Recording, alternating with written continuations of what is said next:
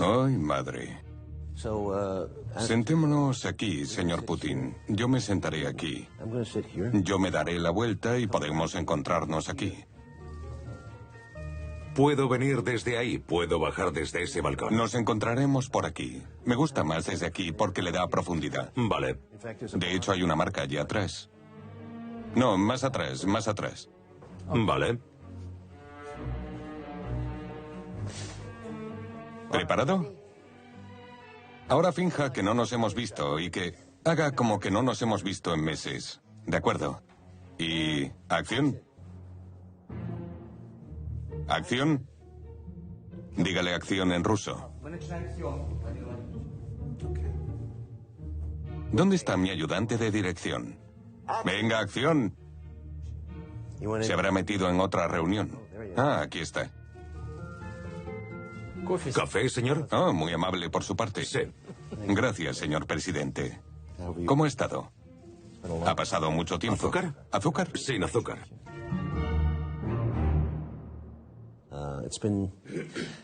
Ha habido mucha actividad en los últimos meses. En mi país, los Estados Unidos, han pasado por unas elecciones. Enhorabuena. Ha ganado Donald Trump. Este es su cuarto presidente, ¿verdad? Su cuarto presidente. El señor Clinton, el señor Bush, el señor Obama y ahora el cuarto. Sí, es cierto. ¿Qué cambia? Pues casi nada. ¿Eso siente con los cuatro presidentes? La vida siempre te ofrece cambios. Pero al final, en todas partes, especialmente en los Estados Unidos, la burocracia es muy fuerte. Cierto. Y la burocracia es la que rige el mundo. ¿Hay alguna posibilidad, alguna esperanza de cambio con el señor Trump? Siempre hay esperanza, hasta el momento en que nos lleven al cementerio para enterrarnos. Vaya, eso es muy ruso. Muy Dostoyevsky. Vladimir Putin himself directed the covert cyber attacks. This is not just an attack against me and my campaign. This is an attack against our country. U.S. intelligence believes that the cyber attack on the email of the Democratic National Committee was ordered by the Russian president himself, Vladimir Putin. In early September, when I saw President Putin in China, I felt that the most effective way to ensure that that didn't happen was to talk to him directly and tell him to cut it out, and there were going to be some serious consequences if he didn't. Las elecciones han tenido una enorme cantidad de críticas. Y lo que quedará en los escritos, según Occidente, es que Rusia ha interferido en las elecciones para beneficiar al señor Trump. Ese argumento es muy tonto.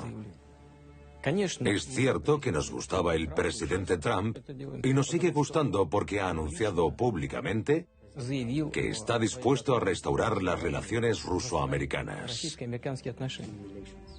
Y cuando los periodistas de diferentes países empezaron a hacer preguntas sobre esto, estaban intentando cogerme, por decirlo de alguna manera. Siempre le respondía, ¿estáis en contra de que haya una buena relación entre los Estados Unidos y Rusia? Es cierto que aún habrá que esperar a ver si en realidad, si en la práctica, las relaciones de nuestros dos países hacen algún progreso. Él hablaba de restaurar lazos económicos, una lucha conjunta contra el terrorismo. ¿No es acaso algo bueno? Sí, pero ¿por qué se molestó en hackear las elecciones? Nosotros no las hackeamos. Es difícil de creer que cualquier otro país, incluso un país como Rusia, fuese capaz de influenciar seriamente una campaña electoral o el resultado de unas elecciones. Y es verdad que algunos hackers revelaron problemas existentes dentro del Partido Demócrata, pero no creo que haya influido seriamente ni en la campaña electoral ni al resultado de las elecciones. Sí, estos hackers sin identificar han sacado a la luz algunos problemas que había, pero no han contado ninguna mentira. No estaban intentando embaucar o engañar a nadie. Y el hecho de que la presidenta del Comité Ejecutivo del Partido Demócrata haya dimitido refuerza el hecho de que admite que eran ciertos, por lo que los hackers no tienen la culpa. Esto es un problema interno de los Estados Unidos. Esas personas que intentaron manipular la opinión pública no deberían haber intentado crear una imagen de Rusia como enemiga. Deberían haberse disculpado ante el electorado, pero no lo hicieron. Y por encima de todo, el pueblo norteamericano está esperando cambios importantes. Me refiero en particular a asuntos relacionados con la seguridad, la lucha contra el desempleo y la necesidad de crear nuevos puestos de trabajo en el país. Sadly, the American dream is dead. Me refiero a la protección de los valores tradicionales porque hasta límites insospechados, los Estados Unidos son una nación muy puritana, hasta límites insospechados, al menos en el interior. Y Donald Trump y su equipo han sido muy inteligentes en su campaña electoral. Ellos sabían, entendieron dónde estaban sus votantes, qué estados tienen un mayor número de votantes. Cuando veía sus discursos durante la campaña electoral, pensé que a veces iba demasiado lejos. Pero parece ser que tenía razón. Donald J. Trump is calling for a total and complete shutdown of Muslims entering the United States until our country's representatives can figure out what the hell is going on. Build that wall. Build that wall. Él sabía cómo tocar la fibra sensible de esas personas y ganarse sus corazones. Y no creo que nadie sea capaz de poner en duda el resultado de estas elecciones.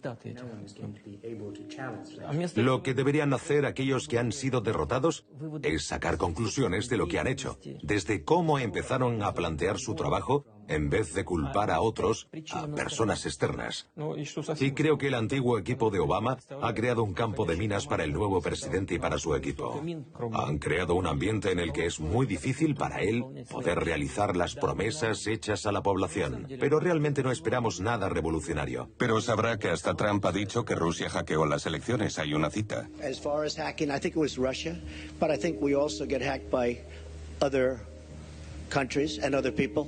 No entiendo a qué se refiere con Rusia ha hackeado las elecciones. Le he oído diferentes declaraciones en las que dice que los ataques informáticos, debido al nivel actual de la tecnología, han podido ser obra de cualquiera, en cualquier parte, por una persona tumbada en su cama en algún sitio y que tiene un portátil.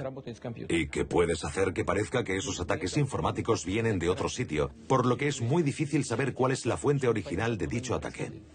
If Putin likes Donald Trump, guess what, folks? That's called an asset, not a liability. Now, I don't know that I'm going to get along with Vladimir Putin. I hope I do, but there's a good chance I won't. And if I don't, do you honestly believe that Hillary would be tougher on Putin than me? Does anybody in this room really believe that? A mí me parece todo esto enormemente trascendental. Nunca había visto a los dos partidos más importantes, a las agencias de inteligencia, FBI, CIA, NSA, y a los líderes políticos de la OTAN creyendo en esta historia. Que Rusia ha hackeado las elecciones es tremendo. No es exactamente así. Creo que has leído los documentos relacionados con esto, los análisis que se han publicado. ¿Ha leído usted el informe de 25 páginas? Sí. It details Russian cyber attacks against not just the Democratic National Committee, but the White House, the Joint Chiefs of Staff, the State Department, even American companies. Some hacks successful, others thwarted. Un servicio de inteligencia dice que hay una alta probabilidad de que Rusia haya interferido. Otro servicio de inteligencia dice que esa probabilidad no es tan alta. Sacan conclusiones basadas en un análisis que ellos han originado. No hay nada claro. Parece como si se tratase de simple odio hacia un grupo étnico como el antisemitismo. Si alguien no sabe cómo hacer algo, si alguien resulta ser incapaz de enfrentarse a este o aquel problema, los antisemitas siempre culpan a los judíos por su propio fracaso. Esas personas que tienen este mismo tipo de actitud pero contra Rusia siempre culparán a Rusia de cualquier otra cosa que ocurra. Al parecer el senador McCain, por ejemplo, hoy o ayer propuso un veto en el Senado para cualquier tipo de sanción que proponga Trump por adelantado. Por desgracia, hay muchos senadores así en Estados Unidos. Putin is a killer. There was no moral equivalence between the United States and Putin's Russia. I repeat, there is no moral equivalent between that butcher and thug and KGB colonel and the United States of America, the country that Ronald Reagan used to call a shining city on a hill. Honestamente, me gusta el senador McCain hasta cierto punto. Vale. No estoy bromeando. Me gusta por su patriotismo y puedo identificarme con esa lucha constante por los intereses de su país. En la antigua Roma existió Marco Porcio Catón, Catón el Viejo, quien siempre terminaba todos sus discursos utilizando las mismas palabras. Cartago debe ser destruida. La gente con unas convicciones como las del senador que has mencionado siguen viviendo en el mundo antiguo y se resisten a mirar hacia el futuro. Son reticentes a reconocer la rapidez a la que cambia el mundo. No ven la amenaza real y no pueden dejar atrás el pasado que siempre les arrastra. Por otro lado, hemos estado apoyando la lucha por la independencia de los Estados Unidos. Fuimos aliados durante la Primera Guerra Mundial y la Segunda Guerra Mundial. Ahora mismo nos enfrentamos a amenazas comunes como el terrorismo internacional. Tenemos que luchar contra la pobreza en todo el mundo, el deterioro del medio ambiente, que es una amenaza real para toda la humanidad. Y por último, hemos acumulado tantas armas nucleares entre todos que también se ha convertido en una amenaza para todo el planeta. Sería bueno que reflexionásemos un poco acerca de todo esto. Hay muchos problemas a los que enfrentarnos. Se ha acusado a Rusia de alta traición. Es un asunto grave. Los medios lo repiten y parece haber calado en la población de Estados Unidos. Ya se da por hecho. Si dijera que ha hackeado las elecciones, muchos dirán que el Kremlin se ha metido a Trump en el bolsillo, que tiene una deuda con el Kremlin. ¿Entiende a dónde lleva todo esto? Se convertirá en una situación imposible para el señor Trump si realmente quiere corregir o reemprender las relaciones con Rusia. Como he dicho, y lo diré otra vez, cualquier habladuría sobre nuestra influencia en el resultado de las elecciones de los Estados Unidos es mentira. Lo están haciendo por muchas razones. Primero, están intentando minar la legitimidad del presidente Trump, creando situaciones que nos impidan normalizar nuestras relaciones. Y quieren añadir leña al fuego para crear una guerra política interna. El contexto de las relaciones entre Estados Unidos y Rusia no es más que un elemento utilizado en esa lucha política interna en los Estados Unidos. Mucha gente está frustrada y están de acuerdo en que este ataque informático es un fraude. Muchos coinciden con Julian Assange, quien tiene mucha información desde el 2006. We can say, we have said repeatedly over the last 2 months that our source is not the Russian government and it is not a state party. Muchas personas de los Estados Unidos aseguran que los ataques cibernéticos son fraudulentos y estamos contentos de saber que hay gente que piensa así. Sin embargo, hay gente que promueve esta idea y dice estas barbaridades porque quieren utilizarlo como excusa para crear un ataque político y nuestra refutación no va a poder pararles. Solo utilizarán nuestras negativas como armas para seguir utilizándolas en esta guerra. Ya nos conocemos todos sus trucos. A mi parecer, si conoce sus trucos, podría hacer algún tipo de declaración sobre los ataques cibernéticos y especificar por qué no es posible, ya que debería haber algún rastro. Creo que hay muchas vías que podría explorar todavía. Parece que a Rusia le da igual defenderse contra estas acusaciones. Las dejan correr y las catalogan de lo habitual. Sí, tienes razón. No nos preocupamos especialmente de esas acusaciones porque realmente no nos preocupan. Esto es un problema interno de los Estados Unidos. Lo digo una vez más, que se me oiga. Quienes quieran que sean esos hackers no podrían haber influenciado demasiado realmente en el curso de las elecciones. Y si han destapado algo, solo han arrojado luz sobre problemas reales de la vida política americana. No han mentido. No se han inventado nada. No importa de dónde sean estos hackers.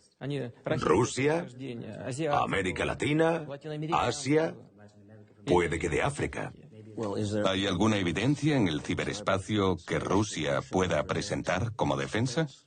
No hay ninguna evidencia que diga que somos culpables. Y esa es la mayor prueba de todas, la mejor defensa que tenemos. Esos informes que mencionabas de la NSA y de la CIA no tienen hechos concretos. Solo son una serie de incitaciones, suposiciones y alegaciones. Entonces ahora mismo está a la espera. Al mismo tiempo, el señor Trump ha recalcado en más de una ocasión la necesidad de aumentar el enorme presupuesto militar de los Estados Unidos y destinarlo tanto a armamento convencional como nuclear. Para mí no tiene ningún sentido. ¿Cómo puede Estados Unidos invertir más de lo que ya gasta? Los Estados Unidos invierten en defensa más que todos los países del mundo juntos. Los contribuyentes americanos deberían reflexionar sobre esto también. Hay otras cosas en las que invertir dinero, como sanidad, educación, los sistemas de pensiones. Hay asuntos sociales que atender. Solventar la deuda pública que ya está alrededor de los 20.000 millones de dólares. El ejército siempre está descontento con el dinero que recibe del gobierno. Créeme, tenemos las mismas discusiones aquí. ¿Espera poder reunirse en algún momento en los próximos meses con el señor Trump? Creo que sí, nos veremos. Tampoco tenemos prisa. El presidente Trump tiene que ponerse al frente de su nuevo puesto con temas importantes. Tendrá que trabajar con los servicios de inteligencia, con el Departamento de Estado, el ejército. Tendrá que trabajar con los republicanos y los demócratas y tenerles en cuenta.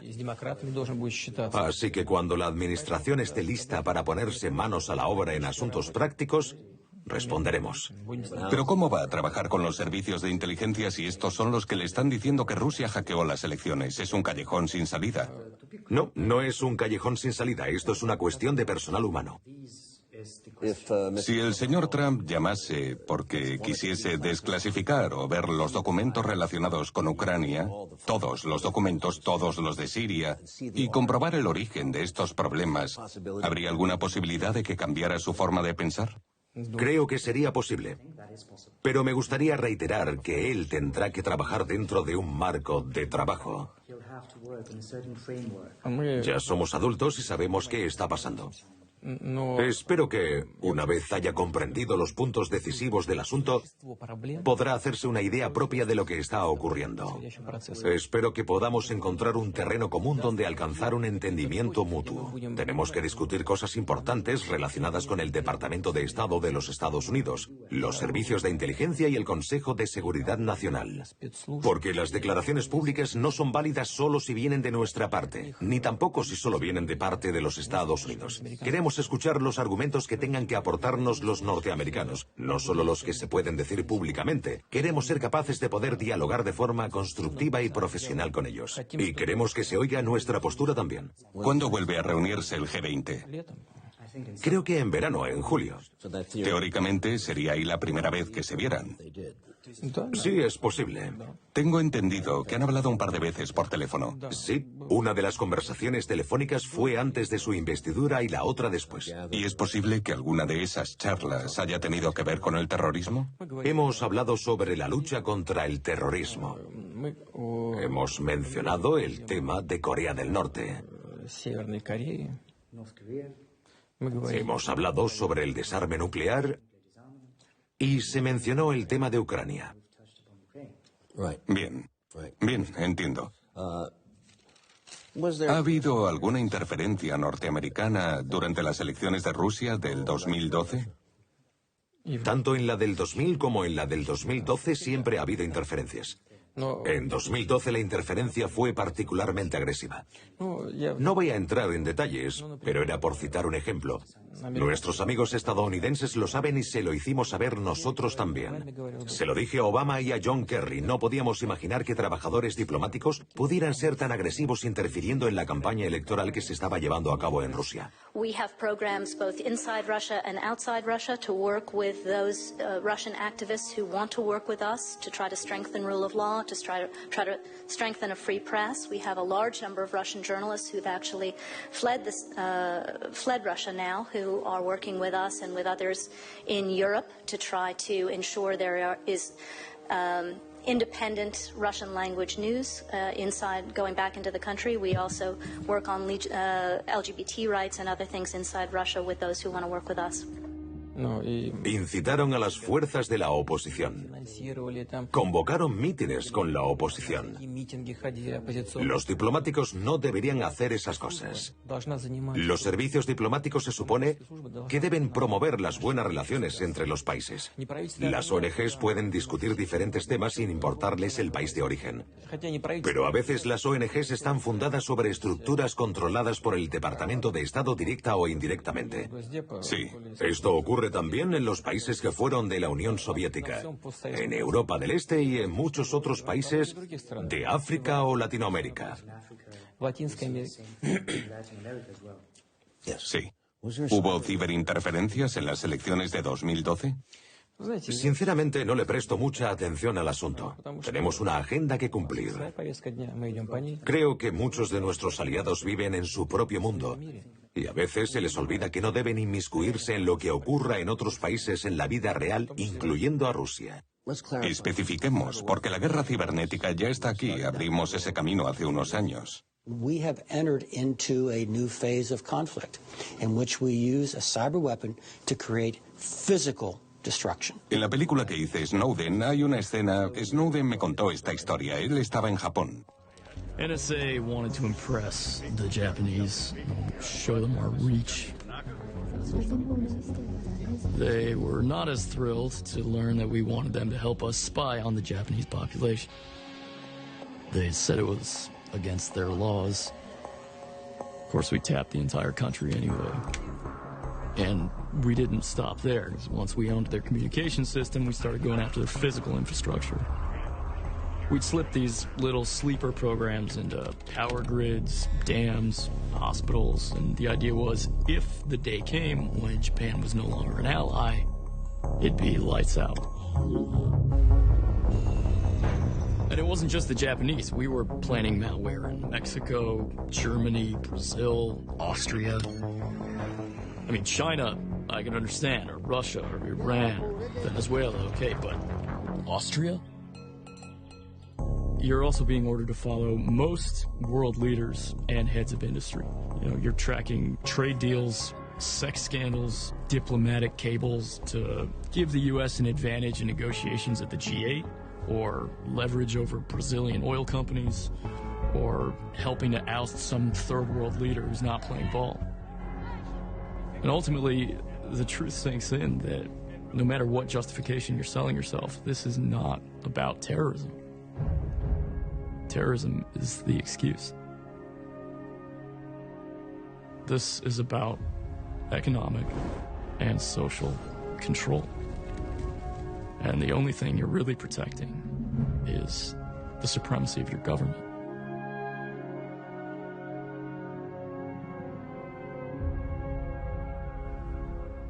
Como puedes comprobar, los norteamericanos tienen mucho de lo que ocuparse. Tienen que estar en todas partes.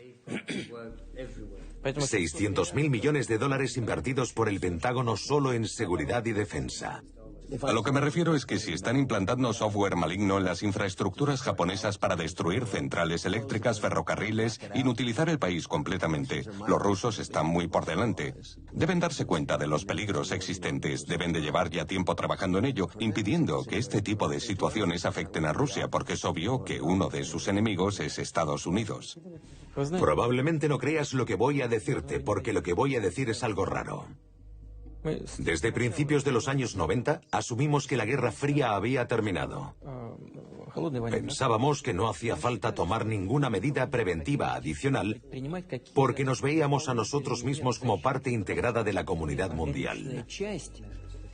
No teníamos equipos propios. Sí, me lo creo. Nuestras empresas, nuestras instituciones estatales y departamentos administrativos nos lo compraban todo. Sí. Hardware y software. Conseguimos muchos equipos de los Estados Unidos, Europa, y esos equipos los utilizan los servicios de inteligencia y el Ministerio de Defensa. Pero desde hace poco nos hemos dado cuenta de la amenaza que todo eso supone. Solo en los últimos años hemos empezado a pensar cómo podríamos conseguir independencia tecnológica, así como seguridad. Sí, bien. Me refiero a ahora mismo. Hablamos de lo que Snowden dijo acerca de lo que los Estados Unidos le habían hecho a un aliado en el 2007, a Japón, en 2008. Si están implantando software maligno en sus aliados, ¿entiende a qué me refiero? ¿Qué les estamos haciendo a la gente de China, Rusia, Irán y demás? Me refiero a si Rusia se había dado cuenta ya por el 2007 de que los Estados Unidos estaban implantando softwares malignos. Los Estados Unidos no lo admitirán, pero se sabe que en 2010 consiguieron infiltrar el virus Stuxnet en Irán. Tranquilo, lo sabemos. By the fall of 2010, the consensus was that Iran's top-secret uranium enrichment plant in Natanz was the target. and that Stuxnet was a carefully constructed weapon designed to be carried into the plant on a corrupted laptop or thumb drive, then infect the system, disguise its presence, move through the network changing computer code, and subtly alter the speed of the centrifuges without the Iranians ever noticing. Sabotage by software. ¿Se atacó a Rusia por el 2006, 2007, 2005? Por aquel entonces no prestábamos atención. Nuestras plantas nucleares, las plantas que producen armamento nuclear, tenían a vigilantes americanos estacionados en el territorio donde estaban esas fábricas y plantas. Sí, cierto. Entonces, ¿como muy tarde en qué año? Creo que como muy tarde en el 2006. Pero no lo recuerdo exactamente, por lo que la confianza y apertura de Rusia no tenían precedentes. Vale, entonces... Por desgracia, los Estados Unidos no nos lo reconocieron, no quisieron darse cuenta y apreciarlo. ¿Y qué ocurrió? Me refiero, ¿cuándo construyó Rusia su potencial cibernético? Ha sido un proceso largo. Teníamos que ponernos al día con los demás. Teníamos una buena base. Tenemos un alto nivel en educación y buenas escuelas de matemáticas. Y ahora mismo, algunas compañías rusas ganan 7.000 millones de dólares al año, más o menos. Han llegado a ser muy competitivas en el mercado del software y son muy activas en la creación de hardware. Ya estamos viendo los primeros superordenadores. Me imagino que Rusia está teniendo que librar una batalla continua con Estados Unidos, guerra de secretos, una guerra cibernética. Me imagino que los Estados Unidos estarán intentando sabotear a Rusia y Rusia intentará defenderse y sabotear a Estados Unidos. Es posible que cada vez que haya una acción haya también una reacción. Vale. Parece que le hace gracia toda esta historia. Como si fuera un poco culpable. Parece un zorro que acabase de salir del gallinero. No había gallinas en el gallinero, por desgracia. Hace unas semanas vi en RT un informe.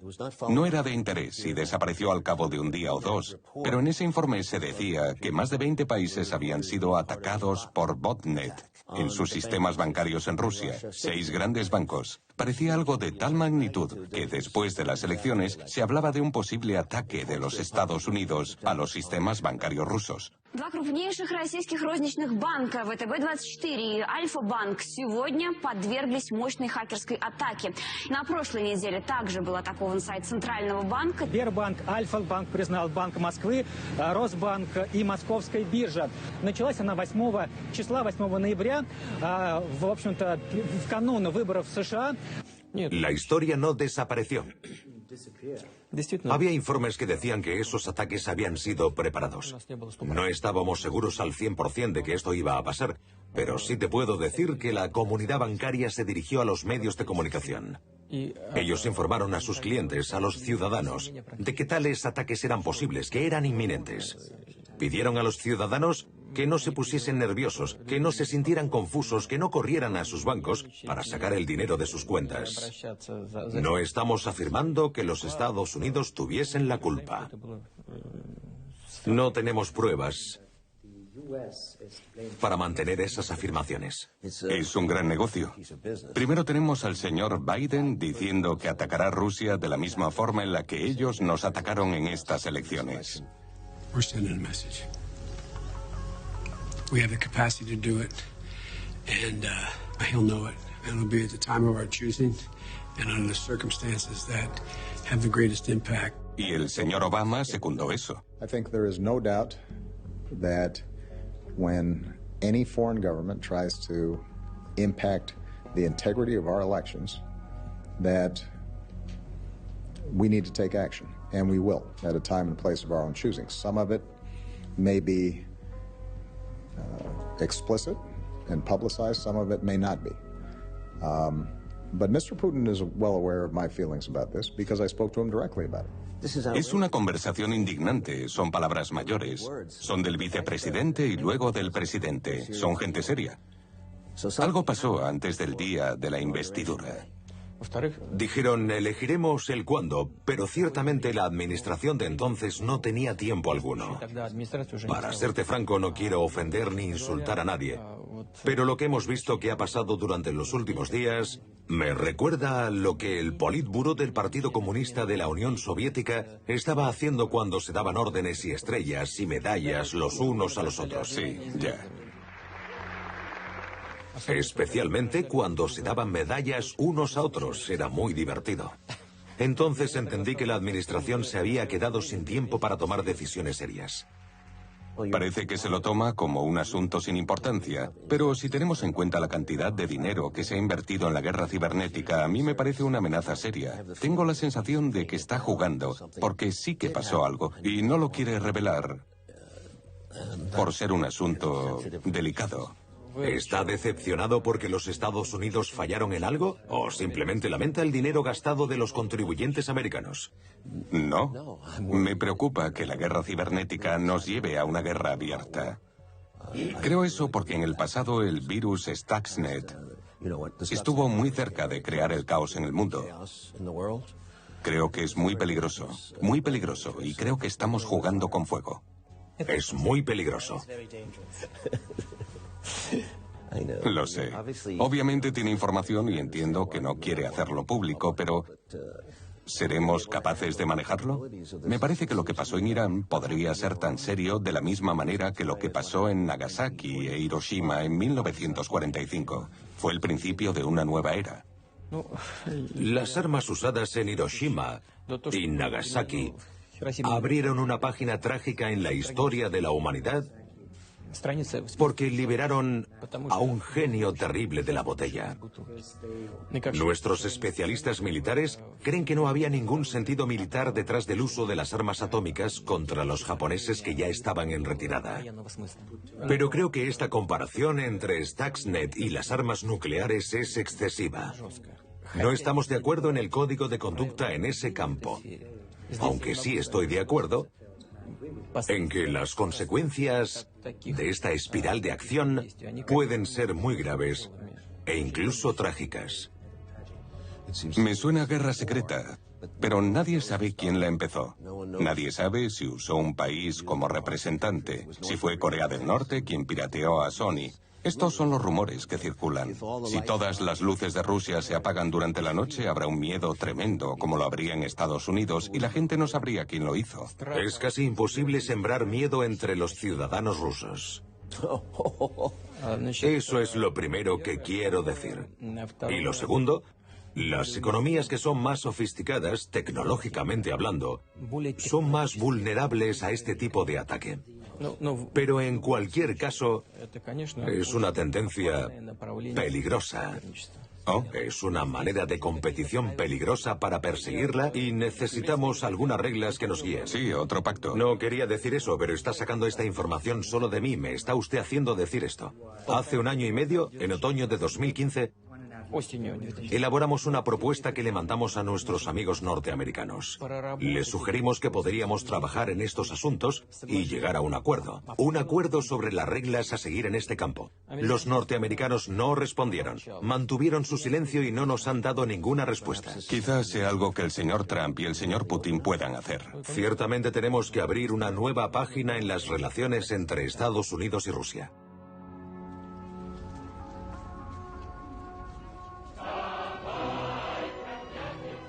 John Reed, el único estadounidense enterrado en el Kremlin, interpretado por Warren Beatty en la maravillosa película Reds. Escribió sobre la revolución, estuvo aquí en 1917 y 18. Le preocupaba profundamente el socialismo y fundó el Partido Comunista Americano.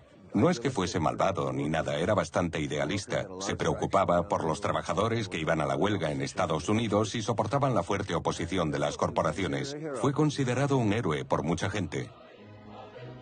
Por supuesto, estaba en contra de la Primera Guerra Mundial, como muchos pacifistas y la gente decente. Y de la Primera Guerra Mundial vino la Revolución Rusa, que es muy interesante en la historia de los imperios. Ahora vemos la tumba de Lenin. Visité este lugar hace años, pero las regulaciones no nos permitían sacar fotografías ni nada.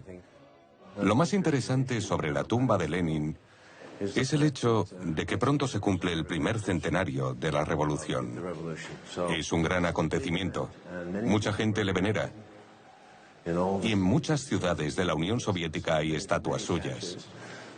Por otra parte, con la caída del comunismo en 1991 y el sufrimiento resultante en la gente, también hay sentimientos encontrados sobre si honrarle o no. Quizás sea un buen momento para dejarle ir, porque si de verdad hay karma aquí y él está en una tumba, odiaría pensar que tendría que estar rondando por aquí 100 años más y ser observado por todo el mundo. Creo que deberían considerar si ha llegado su momento para que se pueda ir y coger un nuevo karma. Cuando entra es una experiencia muy austera. Tienen que mantenerse callados. Hay un guardia o dos que siempre están aquí. No puedes corretear por los sitios. Te dan tiempo. Te sientas, observas esto y te puedes parar a pensar. Es una experiencia poderosa. Brezhnev, Félix Dzerzhinsky, Yuri Andropov y el villano más famoso de la historia junto con Adolf, de acuerdo con mucha gente, Joseph Stalin. Para la gente de la revolución en la izquierda, para los cuales el comunismo significaba un cambio y una mejora para los trabajadores, él fue un desastre en el sentido de que dejó una reputación horrible, manchando la ideología para siempre. Está mezclada con sangre y terror. Pero sí que jugó un papel importante en la Segunda Guerra Mundial y fue un gran aliado de los Estados Unidos durante la Segunda Guerra Mundial. El señor Trotsky, ¿no? ¿Dónde está? Nada de Trotsky. Stalin se las arregló para borrar cualquier recuerdo de Trotsky. Los agentes de Stalin le mataron en México. Vamos. Sobre Stalin. Dijo cosas negativas sobre Stalin. Y, por supuesto, él ha sido condenado por el mundo. Pero al mismo tiempo sabemos que lideró la victoria de Rusia sobre Alemania, sobre el fascismo. ¿Qué se saca de esa ambigüedad? Creo que eres una persona muy lista. ¿Por qué? Lo puede discutir mañana si lo desea. No estoy preparado para responder ahora. Como sabe, hubo un político prominente del pasado, Winston Churchill. Estaba firmemente en contra del sovietismo. Pero una vez que empezó la Segunda Guerra Mundial, fue un gran defensor de trabajar junto a la Unión Soviética. Y dijo que Stalin era un gran líder y un gran revolucionario. Entiendo. Después de la Segunda Guerra Mundial, como es bien sabido, fue Churchill quien inició la Guerra Fría. Y cuando la Unión Soviética hizo su primera prueba nuclear, no fue otro sino Winston Churchill quien anunció la necesidad de una coexistencia de los dos sistemas. Era una persona flexible. Pero pienso que en lo más profundo de su corazón, su actitud hacia Stalin nunca dudó, nunca cambió. Stalin fue un producto de su tiempo. Puedes tratar de ponerlo como un demonio todo lo que quieras. Nosotros tratamos de hablar sobre sus méritos en el logro de la victoria sobre el fascismo.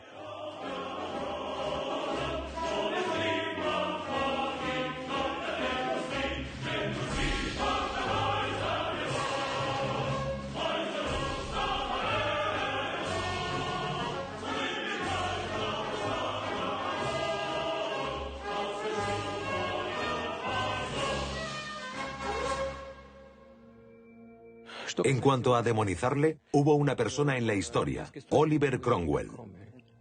Fue un hombre sediento de sangre que llegó al poder en una revolución y se volvió un dictador y un tirano. Hay muchos monumentos suyos repartidos por toda Gran Bretaña. Napoleón está deificado. ¿Qué hizo? Usó el fervor del alzamiento revolucionario y llegó al poder. Y no solo restauró la monarquía, sino que se proclamó a sí mismo emperador. Y lideró a Francia hacia un estado de catástrofe nacional, de máxima derrota. Hay muchas situaciones, mucha gente así a lo largo de la historia de la humanidad. Creo que poner a Stalin como a un demonio tan a menudo es una manera de atacar a la Unión Soviética y a Rusia para demostrar que la Rusia de hoy día se originó en el stalinismo.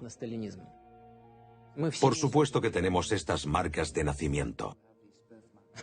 Marcas de nacimiento. Lo que estoy diciendo es que Rusia ha cambiado radicalmente.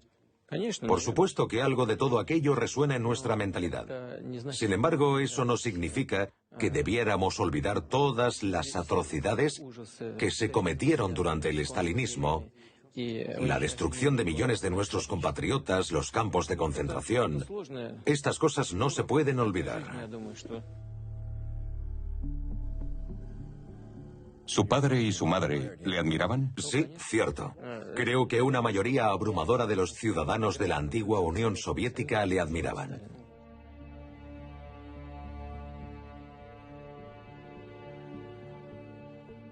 ¿Cuándo murieron sus padres? Mi madre murió en 1998 y mi padre en 1999. ¿Estaban orgullosos de usted? Sí. Quiero decir que sus padres no se lo creían, ¿no? Mi padre murió 2 meses antes de que me hicieran primer ministro. Pero incluso antes de ser primer ministro, cuando le visitaba en el hospital, él le decía a las enfermeras: mirad, aquí viene mi presidente. Viene mi presidente. Bueno, sí, es agradable.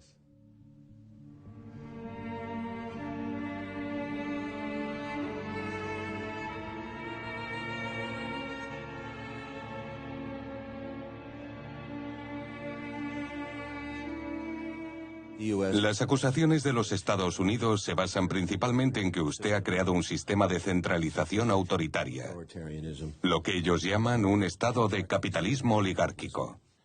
Por otra parte, están bastante contentos, claro, con la Rusia de 1990, donde los viejos oligarcas se desarrollaron antes de que usted viniese. Luego usted arruinó a muchos de ellos por su cuenta. Me contó esa historia, que tuvo una reunión en Moscú donde destacó que era responsabilidad de la gente y del Estado. La élite occidental dice que ha puesto sus propios oligarcas en el poder en estos últimos 15 años. Mientras que los viejos oligarcas están sentados en lugares como Londres, admiten que han acumulado grandes riquezas, pero dicen que usted les ha llevado a esa riqueza y que la ha compartido. Que es usted, de hecho, la persona más rica del mundo. Desde Rockefeller, Morgan u Onassis. Se puede reír si así lo desea, pero como líder de su gente, como Chávez o Castro o muchos otros que han sido acusados de corrupción, ¿hay algún modo de que usted pueda aclarar su fortuna? Para ser honesto, no tengo la riqueza que ellos me atribuyen. Recuerdo cuando me mudé a Moscú desde San Petersburgo. Estaba espantado y conmocionado por los muchos estafadores que se habían reunido aquí en Moscú. Y su comportamiento era tan espantoso que no me pude acostumbrar de inmediato. Esa gente no tenía ningún tipo de escrúpulo. ¿Qué es una oligarquía? Es la integración de dinero y poder con miras a influenciar las decisiones que se van tomando y cuyo objetivo último es la acumulación de riquezas. Mi tarea consistía en diferenciar entre el poder y el dinero. En 2008 dije que muchos empresarios privados, con los que yo no tenía relación, habían mostrado grandes cualidades para mi sorpresa. Asumieron una gran responsabilidad para mantener nuestras empresas y quedarse con sus trabajadores. Estaban dispuestos a poner en riesgo su capital. Tengo la esperanza de que, conforme a la legislación, vamos a desarrollar negocios privados. Pero por ahora, el asunto de los oligarcas y el poder no es tan acuciante como solía serlo en 1990. Tenemos una tarea mayor ahora. Tenemos que enfrentarnos a la diferencia económica entre los ricos y la gente con menos salario. En el 2000 teníamos unos 40 millones de personas viviendo en la pobreza. Ahora mismo, los números siguen siendo altos. pero se ha bajado a la mitad. En cuanto a los oligarcas, ya no les veo como un problema. ¿No hay cuentas bancarias en Chipre? No, y nunca las ha habido. Es una tontería, y si eso fuese el caso, ya lo habríamos resuelto hace tiempo. Lo imagino. Bueno, tengo que decir que desde mi observación personal me lo pasaría muchísimo mejor si fuese rico. No creo que eso traiga mucha felicidad. Con esta crisis, podrías pensar en qué hacer con tus activos, cómo guardarlos y dónde ponerlos. Solo le traería dolores de cabeza. Es usted mucho más rico que cualquiera que tenga grandes sumas en sus cuentas. Usted tiene su propia opinión, tiene talento, tiene la oportunidad de demostrar ese talento y tiene la oportunidad de dejar un gran legado tras usted. El dinero no trae este tipo de felicidad. Cuando uno está en el ataúd, no tiene bolsillos para guardarse el dinero. Si se presenta otra vez en 2018 y gana de nuevo, estará en el poder otros 6 años, hasta el 2024. Habrá estado en el poder como presidente y primer ministro durante 24 años. Más que Roosevelt, menos que Castro, que estuvo cerca de 50 años, y cerca de Stalin, que estuvo unos 30 años. 27 años. ¿No le asusta? ¿No se acostumbra al poder? ¿Distorsiona su punto de vista? ¿Cree que Rusia le necesita tanto? ¿No puede haber una competición sana entre los sucesores dentro del sistema? Tomemos el sistema de partido único en China como ejemplo, de competición dentro del partido. Se fijan en los sucesores durante mucho tiempo como miembros del partido en diferentes provincias. También comprobaban a los líderes de la antigua Unión Soviética y aún así, el sistema colapsó. Sí, es cierto. La pregunta no es sobre la selección. La pregunta que me ha hecho es si Rusia necesita a alguien tan desesperadamente. Rusia decidirá por sí misma. Tiene que existir una cierta alteración de poder. Indudablemente, hay necesidad de una competición sana en estos procesos, pero esta competición debería estar entre la gente que tiene en mente el interés de la nación. Al final, permítame reiterar, los ciudadanos de Rusia van a tomar su decisión final. En cuanto a las elecciones de 2018, me gustaría decir que hay cosas que deberían tener algo de intriga y de misterio. Así que no voy a responder a esta pregunta. Lo entiendo, dije sí. No deberíamos hablar usando el modo subjuntivo. Pero si la democracia por sí misma, o como la llamemos, tiene fallos. El sistema norteamericano no es para nada perfecto. Sabemos que el dinero compra el poder en los Estados Unidos. Ciertamente Rusia tiene un sistema con fallos. Es muy improbable que en las siguientes elecciones convenza al mundo de que es una democracia, a menos que se traigan monitores internacionales como el señor Chávez hizo en Venezuela. Se convirtió en un proceso muy transparente. ¿Crees que nuestro objetivo es probarle algo a alguien? Nuestro objetivo es reforzar nuestro país. Es un argumento peligroso porque se puede ver desde las dos perspectivas. Aquellos que abusan del poder siempre dicen que es una cuestión de supervivencia. No estamos hablando de supervivencia. Y no estamos intentando justificarnos. Si tenemos en cuenta todas las tendencias negativas de las que ha estado hablando, el legado soviético, el legado imperial es algo del pasado. Pero también tenemos que pensar en un legado positivo. Rusia lleva existiendo 1000 años, tiene sus propias tradiciones, tenemos nuestras propias ideas de lo que es justo e injusto. Tenemos nuestro propio entendimiento de lo que define a un gobierno eficiente. No se trata de ayudar a alguien a subir al poder o de reclamarlo como mío. Se trata de asegurar el crecimiento económico y sostenerlo, mejorando nuestras capacidades defensivas, y no solo durante los periodos de crisis y dificultades. Señor Putin, no dudo por un momento de su amor y orgullo al servir a Rusia. Está claro que es un verdadero hijo de Rusia y que ha hecho lo mejor para ella. Pero creo que todos conocemos el precio del poder. Y cuando se está en el poder durante mucho tiempo, no importa lo que haya pasado, siempre sentimos que la gente nos necesita, pero al mismo tiempo hemos cambiado y a veces ni lo sabemos ni lo reconocemos. Sí que es un estado peligroso. Si una persona que está en el poder piensa que lo ha perdido, si pierde ese lazo que conecta a esta persona con el país, así como el que conecta con los ciudadanos de dicho país, entonces es hora de irse. Vale. ¿Qué hora es? Ya es la hora. Gracias, señor Putin. Un placer.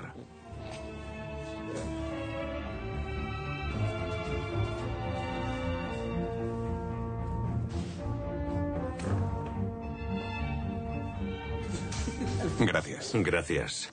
Muchas gracias. Gracias por su tiempo y sus preguntas. Gracias por ser tan concienzudo. ¿Le han golpeado alguna vez? ¿Golpeado? Golpear, ¿no? Ah, sí, me han golpeado. Entonces no va a ser algo nuevo, porque va a sufrir por lo que está haciendo. Ah, sí, por supuesto, lo sé, ya lo sé. Pero vale la pena. Vale la pena si trae más paz y conocimiento al mundo. Gracias. Muchas gracias. Vuelva. Lo haré. Tiene que visitar San Petersburgo. El mejor momento de San Petersburgo son las noches blancas. Oliver, gracias. Nuestro socio americano. Es su expresión favorita, la usa muchísimo. Gracias, Dimitri. Le deseo lo mejor. Sí. Hasta luego. La próxima vez será más relajado. Adiós. Muchas gracias. Buena suerte con los militares esta noche. Tómese un tiempo de relax después. Muchas gracias. Y usted debería dormir un poco. Adiós.